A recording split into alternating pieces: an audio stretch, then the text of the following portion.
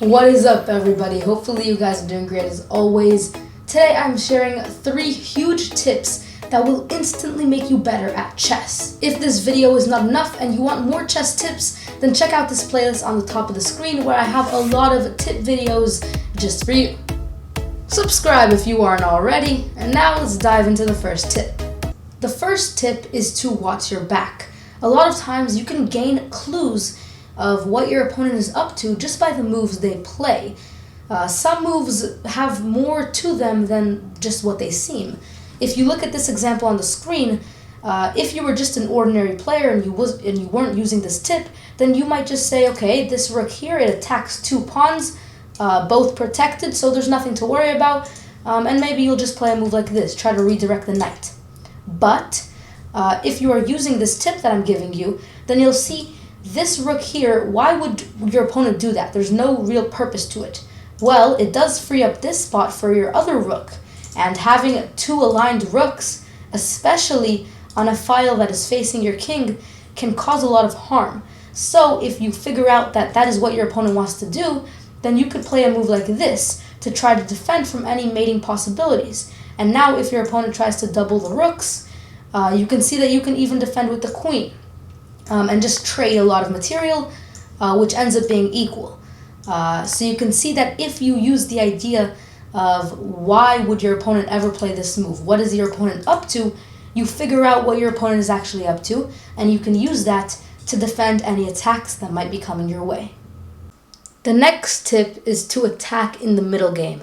Far too often I see people continue to play passive after they've already developed all their minor pieces and have castled and put the king in a safe position. Now, after you've achieved these opening goals, your next goal is to start attacking. There are 2 sides to the game. You can be the person receiving the attacks and just continuously have to defend from more attacks, or you can be the person that is actually giving the attacks, and you can continue to pound your opponent with more and more pieces that will make your opponent less comfortable. And you definitely want to be the person who is giving those attacks. So make sure that when it gets to the middle game and your king is safe and your pieces are out there, then you start attacking. Let's look at this example on the screen. One side of players would play a move like this, which is pretty solid, right? It supports the pawn chain in the center, defends from any attacks that might happen, and it's a pretty good move. But the better move is to actually go on the attack yourself and to move your queen to c4. Now you can see that you're attacking a lot of pieces. With the help of the pawn here, you're attacking this pawn. You're also attacking this pawn, which forms even a greater threat than just losing 1 pawn, because then you actually end up forking the bishop and the king. So you can see that this is quite uncomfortable, and whatever black does, you usually will end up on top. And generally speaking, when you attack, regardless of your opponent's response, usually you'll end up on top. So rather than always having to defend, look for opportunities to counterattack, and definitely take opportunities to form your own attacks that will just pound on your opponent and make them less uncomfortable. The final tip is to be patient when searching for the best move.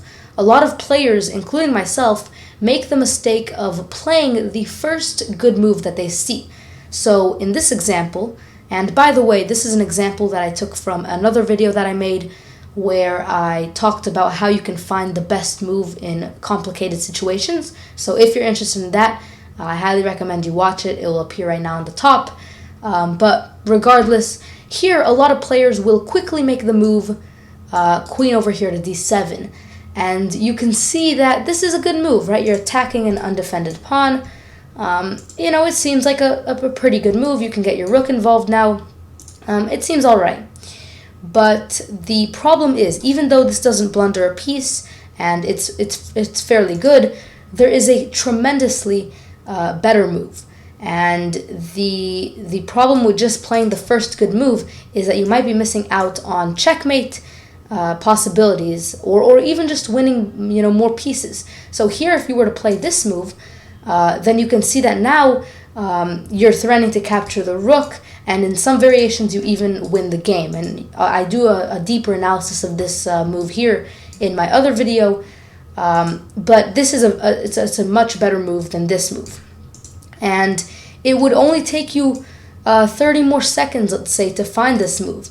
So a lot of times 30 seconds can be the difference between playing an average to good move to playing an absolutely incredible move that sometimes wins you the game. Of course, there are exceptions to this. First off, if you see a move that leads to a direct checkmate, you do not need to try to find more possibilities. Maybe there's an easier checkmate, maybe there's a faster checkmate, but you're gonna checkmate your opponent regardless. So in that situation, you can just go ahead and play the move.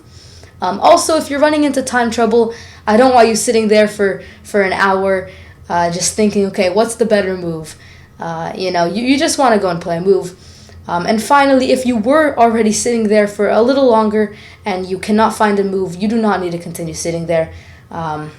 This tip doesn't mean that you're always going to find a better move, but it does mean that you want to sometimes try to search a little longer for it. But if you have searched maybe a minute more and you haven't found the move, maybe just go ahead and play your good move, because you do not want to run into time trouble.